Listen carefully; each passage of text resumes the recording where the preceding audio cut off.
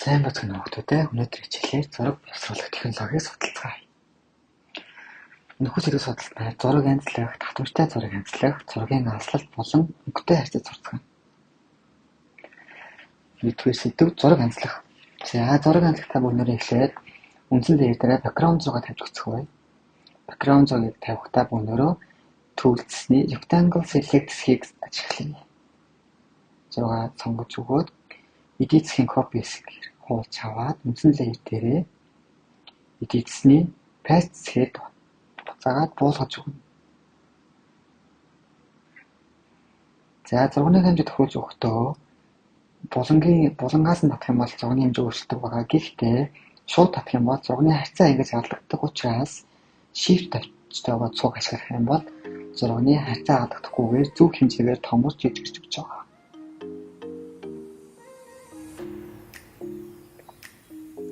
За үүний дараагаар мөн ялгаагүй дахиад сонгосон зураг сонгож өгөөд одоо энэ хүү зургийн бэкграундыг нь арилгана.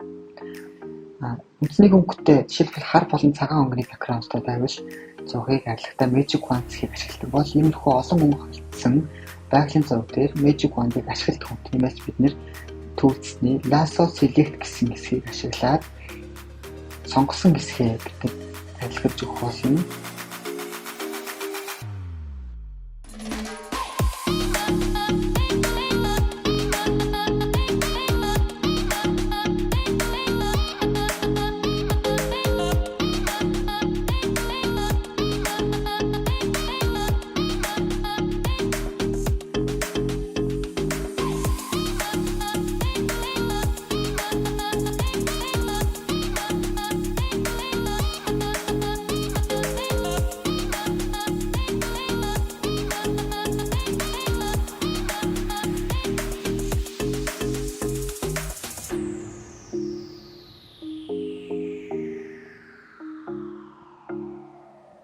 За ийхүү арилгасан зургийнхаа копи хийгээд мөн бэлдсэн байсан бэкграунд дээрээ болгож өглөө.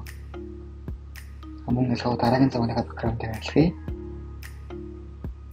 Боломжтой бол Magic Wand rectangle select нийлүү амар. Гэхдээ боломжгүй бол иймэрхүү Lasso tool-ыг ашиглаад арилгах юм бол илүү цэвэрхэн сайн салгаж байгааг та бүхэн харж байгаа хаа.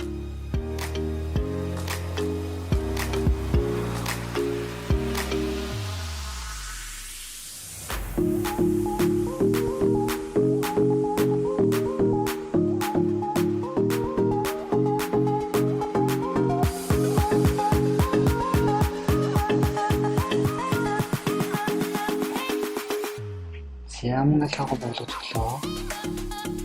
За ийхүү бүгдээрээ paint.net аппликейшн дээр зургийн бэкграундыг хэрхэн засварлаж, хэрхэн арилгаж чадах вэ гэдгийг суралцлаа.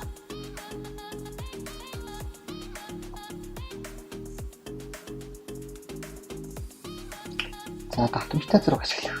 Татамжтай зураг гэдэг нь юу гэхээр бид нар зураг мэдлэг засварлах тохиолдолд нэг зургийг олон удаа татан бичих шаардлага маш их гардаг. Тиймээс цэг зураас улам өнгө бий зураг дүрсийг дахин давтагдах байдлаар байрлуулсныг татамжтай дүрслэл гэдэг байна. За тэгвэл бүгдээрээ татамжтай дүрслэл ашиглаад энэхүү ганц темийг тиймээс сөрөг болон хувиргая.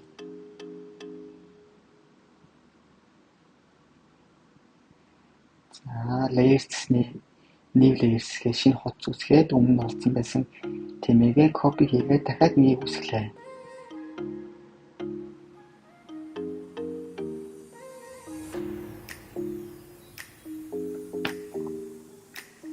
Бид нар үзсэнчлэн layers-ийн хамгийн дээр нь байгаа layer нь хамгийн наанд байгаа юм шиг харагддаг гэдгийг мэднэ.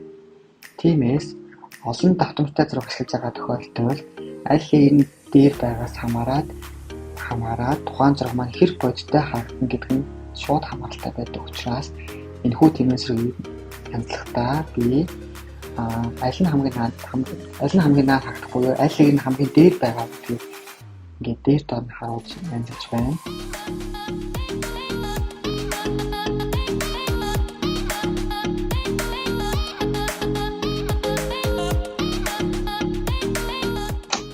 За энэ хүү нөгөө ганц байсан тэмээ маань давтамжтай дүрслэл ашиглаад тэмээ сөрөг болон хувирлаа.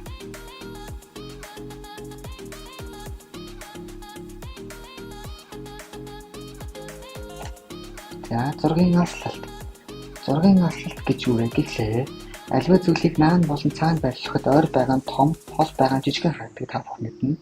Тиймээс алслалт гэдэг нь ижил бит хэмжээтэй хоёр биеэс ойсон гэрэл нь хүлээн авагчийн нүдэнд ойр байгаа нь хол багаасаа том харагдах үзэгдлийг зургийн алслалт гэж нэрлэдэг байна.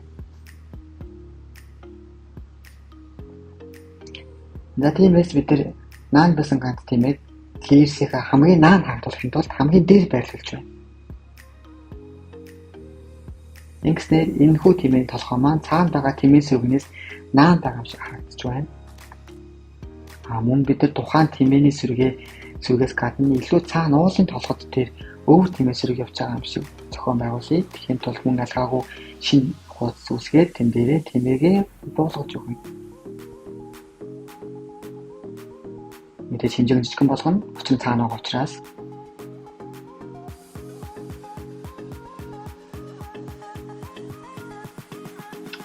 тэмээ сүрэг учраас мэдээж 2-3 тэмээ хамгийн бага татах шаардлагатай.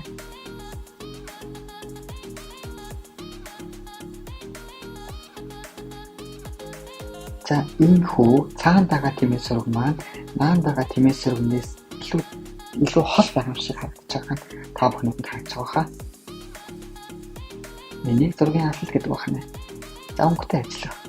Өнгөтэй ажиллах гэдэг маань дотроо өнгөний хүрт гэсэн зүйлээс эхэлнэ. Өнгөний хүрт гэж юу гэхээр өнгөний хүрд нь өнгөнүүдийн хоорондын хамгааллыг харуулсан дугуй хэлбэртэй диаграм. Энэхүү өнгөний хүрд гэдэг зүйлийг Исаак Ньютон маань 1966 онд тодорхойлсон байх нь өнгийг дотор нь дулаан болон хүйтний өнгө гэж нэрлэнэ. Өнгөний орон үж юу гэхээр RGB буюу бодит өнгө, smoke буюу хэвлэлийн өнгө гэж хоёр хэвлэж байгаа. За дэг өгөл энэ дотроо smoke хэвлэлийн өнгө гэж юу вэ гэхээр cyan буюу цэнхэр, magenta буюу ягаан, yellow буюу шар, black буюу хар гэсэн дөрвөн өнгөний хослоос үүсэж байгаа өнгийг smoke гэдэг байна.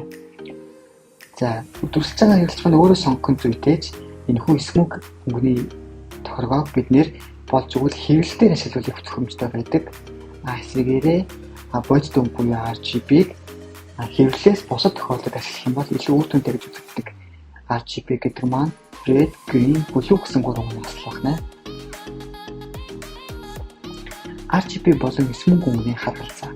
За жишээлбэл RGB-г ашиглан гэрийн өнгөийг тодорхойлбол улаан тиг, ногоо нь 255, blue нь тиг гэсэн утгатай smoke-ыг ашиглах юм бол цэнхэр нь 100, ягаан нь тиг, харин шар нь 100, харин тиг гэсэн утгатай дөрвөн утгыг агуулж байгаа нь энийг ажих юм бол тиг 100, 255 гэсэн утга амар их явж байгааг анзаарч байгаа. Энэ нь юу вэ гэхээр RGB өнгөний хувьд өнгөний утга тунгуулгаа тэгээс 255 хооронд smoke нь харин тэгээс 100-ын хооронд авдаг байна. Тэгэхээр энэхүү тоон үзүүлэлтүүд нь тухайн өнгөний тунгуулгын хэмжээг илэрхийлдэг байна.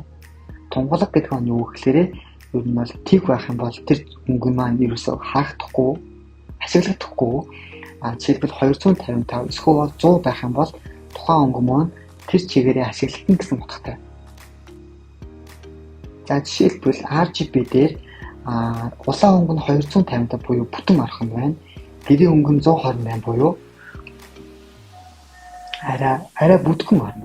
Black өнгө маань бүр орохгүй байх юм шиг, blue өнгө маань бүр орохгүй байх юм. Тэгэхээр яах нь вэ гэхээр улаан өнгөтэй жоохон ногоон өнгө нэмээд улбар шар өнгө зохиолж гэсэн үг. Улбар шар өнгөийг smoke өнгөний юугаар тодорхойлох юм бол цэнхэр өнгө ерөөсөө байхгүй, ягаан өнгө жоохон бүдгхэн орох нь байна. Харин шар өнгө маань бүтэн ороод хар өнгө маань орохгүй. Тэгэхээр яах нь вэ гэхээр шар өнгө дээр жоохон бүдгхэн ягаан өнгө нэмэхээр энэ маань улбар шар зохиолж байгаа.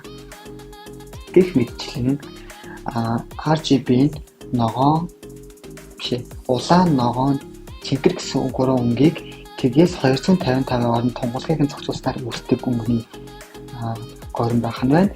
Smoke нь болохоор чинхэд, ягаан, шар, хар гэсэн 4 өнгийг тэгээс 100-ийн хооронд утгаар илэрхийлсэн тунгалгийн илэрхийлэмжтэй өнгөний хослоор үүсгэсэн өнгөний горим гэж ойлгоход болох байна.